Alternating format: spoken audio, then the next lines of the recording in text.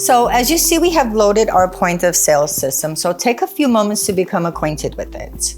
In your main panel, you will see the change salesman, which is important because let's say I'm working on a register and I'm about to take my lunch or I'm about to walk away from my register.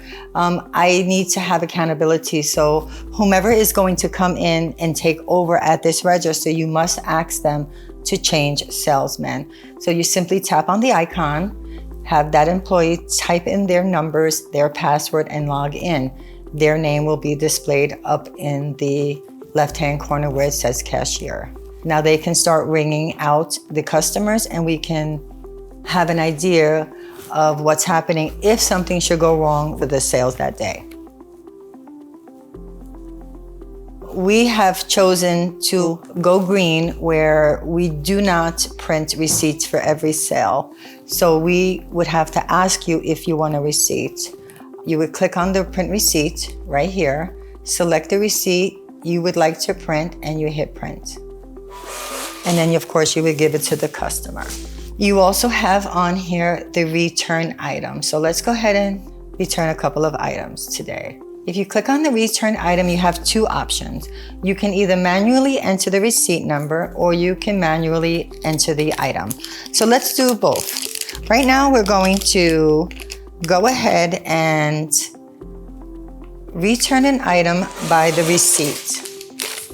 So you click on return, you manually enter the receipt number. You can either type in the information that it's asking for here. So we'll go with register number 55. The receipt number, which is up in the right-hand corner, is 66. You're gonna hit OK, and it should bring everything on that receipt to the screen, which you see it has done. Depending on what they're returning, you would highlight or click the correct item. Today we're gonna click on both. Hit return. It's going to ask you for the reason, the notes as to why this is being returned. Please indicate why they're returning this item, as it's very important when we're going to be getting credit from the vendors. So we're also going to scan the receipt today and bring it up that way. As you can see, you can scan the receipt at the barcode. It does the same thing. It brings everything up on the screen that's on this receipt. If you're returning everything on the receipt, please select both. If you're returning one item, only select one.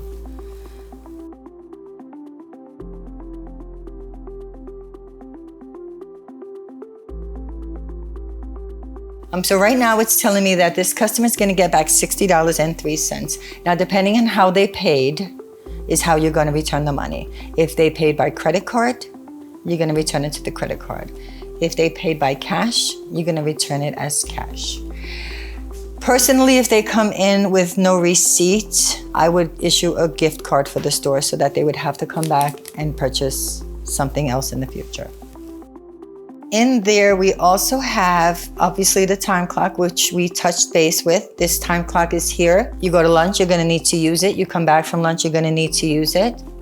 So let's just say you rang up 2 of these pens by accident. The person's only gonna buy 1, but you have 2 up on the screen. And we're gonna use that void last item key. You can go a couple of ways to get rid of this. You can hit void last item. If you click void last item, it's very simple. It's gonna ask you for the reason. You're gonna say error in ringing. This way, your corporate office understands why you're voiding this item. You're gonna hit OK, and if you notice, it took off 1 of the disposables, not both. So now the customer is only gonna pay for 1, which is all he had on the counter. Once you have done that, you can go ahead and cash him out. Now we can go ahead and void the sale. Let's just say the customer decides he didn't have his money and his credit card is being denied. What are you going to do now? You have a sale up here and you do not have anybody to purchase it. So you'd want to get rid of that sale. Canceling the sale, it's going to ask you the reason. Please be specific. Let us know it was the credit card was denied, or he didn't have enough cash, or he didn't have proper ID. For whatever the purpose, please be specific. For here, we're going to go credit card denied.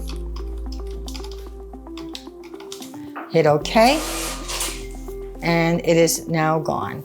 You must keep that paperwork also in your paperwork for the day. We're gonna hit the cashier function tab. If you notice in this cashier functions, you can input the starting till if you've not chosen to go with the smart till option. You got the time clock, you have a safe drop.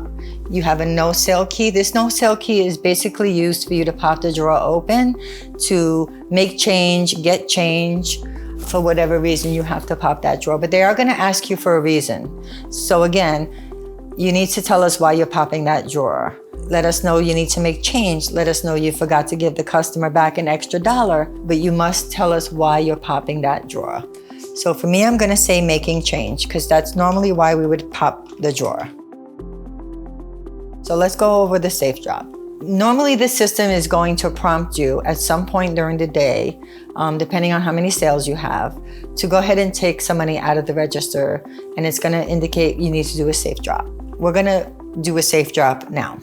So you're gonna click on the safe drop, and you're going to put in the amount that you're gonna remove from the drawer. This money is to prevent theft, to prevent any mistakes from being made because there's too much money in the register. So they are to take this money out, they are to record it, and they are to put it in the safe for the end of their shift. So right now we're gonna drop $200. If you notice here, we have the safe drop amount. You're gonna type in the amount, and your description is gonna be safe drop.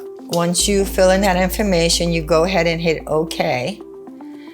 This safe drop was successfully completed. You're gonna hit close, and that should pop your drawer open to remove the money. Once you have removed the money, please clip the money with the paper clip with that receipt and secure it into your safe or wherever it is you keep your money. That safe drop is to be included in your reconciliation at the end of your shift. You have on here the Register X and the Register Z. So let's go over what an X is as opposed to a Register Z. An X is an option where you can at any point during the day go in and look to see what's going on in the register, how much money you have, or because let's say a customer comes in, they purchase items, the cashier gives them back their change, and the customer says, I gave you $100 bill and you gave me change for $20. So now we're going to have to take a few moments to count the entire drawer to see if in fact the associate did make a mistake. At that point, you're going to perform a Register X. That Register X is going to tell you how much money you're gonna have in your register minus what you start with. So let's say you start with $200 on the beginning of your shift.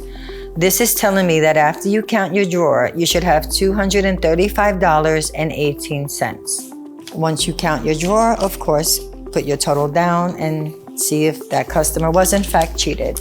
If your drawer is on point, then the customer must have made a mistake.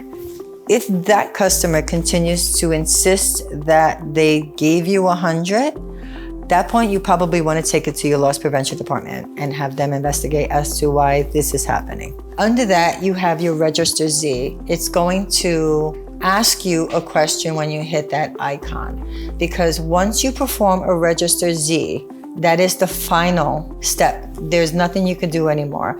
It's finalized, that drawer becomes final, and you must follow through. That's why it asks you 3 times if you want to perform a Z. Some people don't realize that they've hit the wrong button, and now once you hit it, you must close the shift.